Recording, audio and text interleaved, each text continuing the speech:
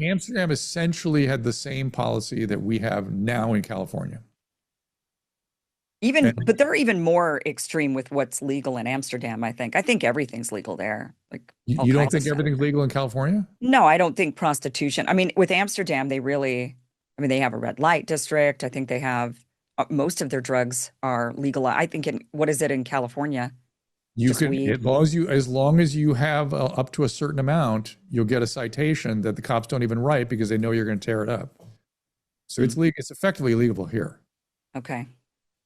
We legalize marijuana. We legalize everything. Do you think that's negative? Do you think the legalization of marijuana ended up being, I mean, there were all these Um, advocates during the time that it was being discussed. I mean, now most states have it legalized, but it was the fear that it would be a gateway drug. And did that end up being true?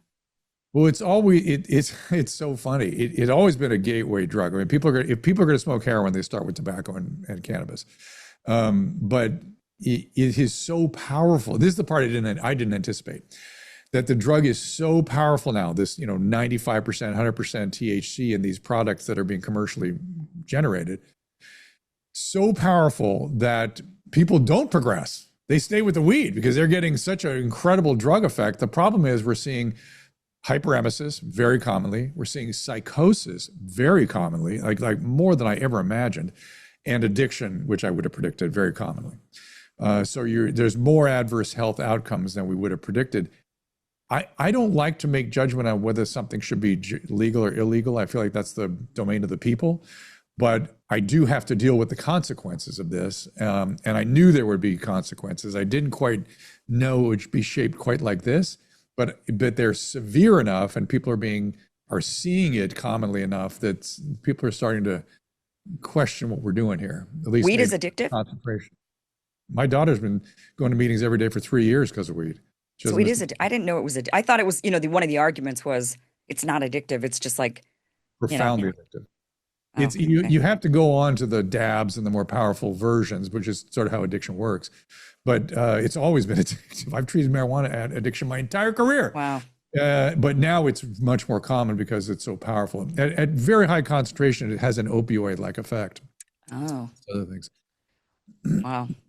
So what do we do about it? I mean, what's the right answer? Was there a time prior to all of these kind of policies of leave people alone that we actually treated people? Because the fear is, right, with conservatorship and taking people off the streets and saying you have to go to a facility, is that people will just institutionalize family members they just don't like during COVID, for example, how many of our family members would have maybe institutionalized us saying like they've lost their minds, they're crazy, like clearly they need to be institutionalized because they're going to kill grandma, right? Right, right. So the fear is that where people then want to institutionalize you for wrong think.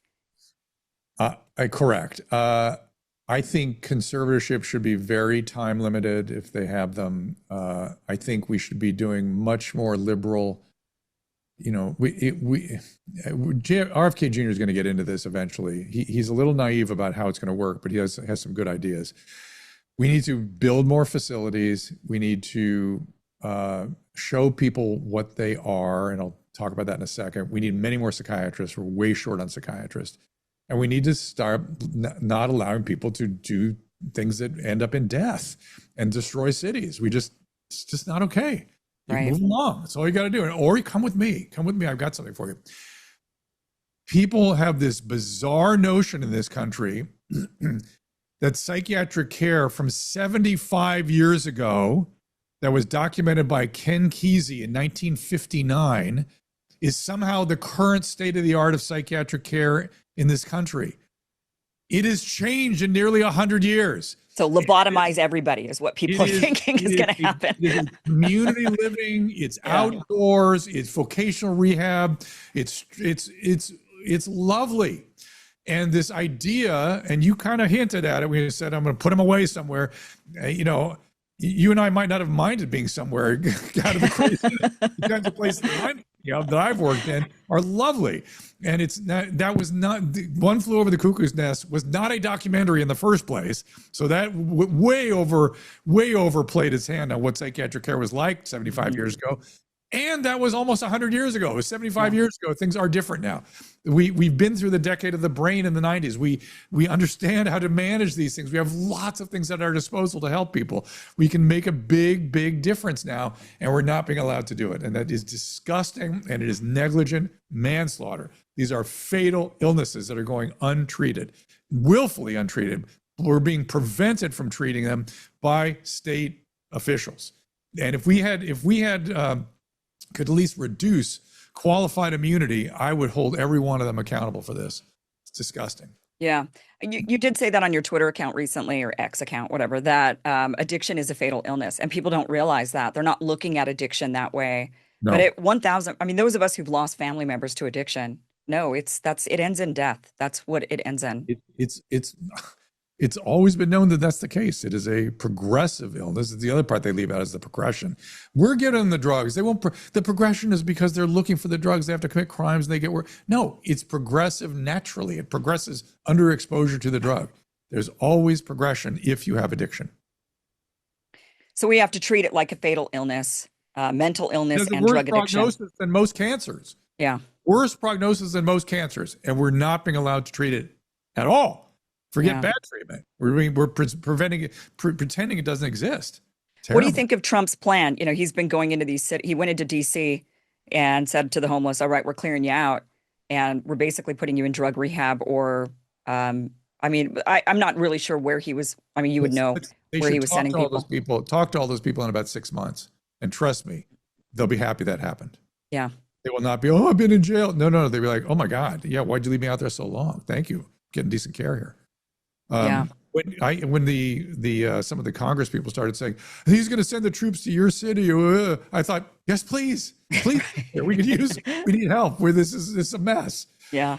So LA and a lot of the bigger cities for sure are riddled with this homelessness, drug addiction, psychiatric issue. It's a humanity problem. This is disgusting that we allow people to die on our streets. It's unheard of. Yeah. That's a more enlightened way to manage brain disorders. Let them die on the streets. That's so nutty. So do you think progress is being made? I mean, you said Gavin Newsom has kind of moved a bit on this. So do you think that they're in these liberal areas? I mean, we saw, for example, with immigration, things got so bad, right? For a while under Biden, they were saying, let them all in. It's fine. Like, you know, you guys are, you right wingers are a problem. And then it got to the point where even Eric Adams in New York was like, wait a minute. You know, we got to do something about this. And suddenly all of these Democratic mayors and Democratic governors were saying, wait a minute, we've got to do something about this. So the tide shifted, and now both sides are for immigration enforcement. Maybe they disagree on exactly how, but they're all on board with it now. Do you think that is shifting also with homelessness, drug addiction, psychiatric care? It will be when it becomes politically expedient, when it becomes so obvious to everyone that the problems on the street is drug addiction, then something will be done. Because then people will go, why aren't you doing something? Why aren't you helping these people? Eventually, you can't come to any other conclusion. And I didn't understand how. I was walking Skid Row with Andy Bales, who runs the Union Mission downtown, Union Rescue Mission, and he's been there forever, and he's been helping the homeless for decades. And he told me that he goes, you know, my dad had a mission too. And in the turn of the 20th century, he would go around to the bars and he would drag the wagon around, and the people that wanted to go on the wagon got into the wagon and he'd take them and help them get them sober. And that's where on the wagon came from. I couldn't believe it. So, we came back, and actually Michael Schallenberger was there, and there was a group of us there kind of like talking about what we had just seen. And we were interviewing several of the staff, and the staff just kept talking about, you know, their detoxing and this and they're using and the blah, blah, and the 12 step. And I went, oh, it's all addiction. It's just all addiction. What are we mincing words here? This is all addiction. And they all went, yeah, it is. We don't really think of it that way, but it's all addiction. Yes. So. Well, Dr. Drew, this has been such a great conversation with you. I appreciate you being on the show, finally connecting with you and having you here. And, like I said, you're one of my radio heroes. But So like I said, I don't deserve it. Anybody that's stuck with us will see now why. But I I appreciate know. talking to you. And anybody else that's trying to get to the truth, I'm immediately drawn to. So there's a lot of us out there. Some of them are covert too. Some of them you don't know it, but there are a lot of people moving towards the truth, and For we just got sure. to keep that 10% that we're saying, hey, what the hell?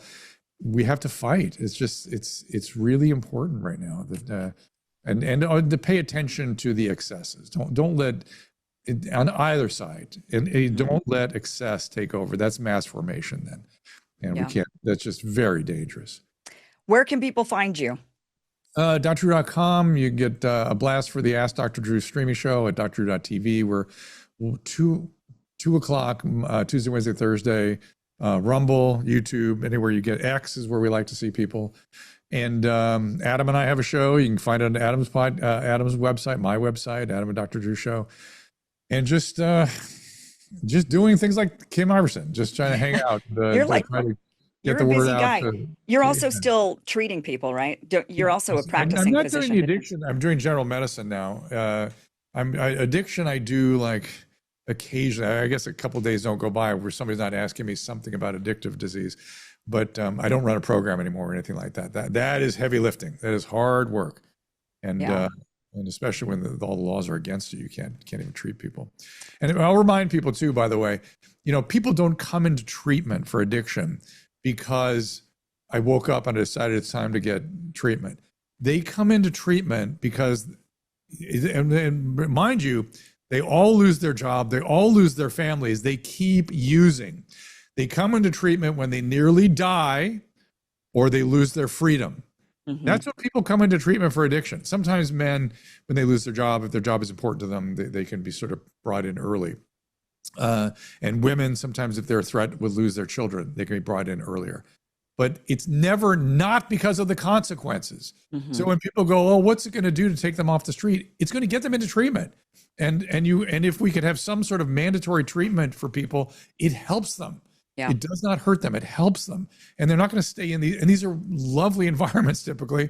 We'd all like to spend a little time there working on ourselves. It's not some sort of, it's not what happens 100 years ago, trust me. And yes, I agree with you, Kim. I worry about the excesses of everything, including things like conservatorship. Right. So we'd have to watch that balance in all things, I think, fundamentally. But again, Dr. Drew, thank you for being here. We do have the link down below to your show. Great. Really appreciate it. Good to be here. Thank you. Thank you for watching this clip from the full Kim Iverson show, which you can catch Monday through Friday, 2 p.m. Pacific, 5 p.m. Eastern at KimIversonShow.com. It is free for you to watch. Again, 2 p.m. Pacific, 5 p.m. Eastern, KimIversonShow.com. See you there.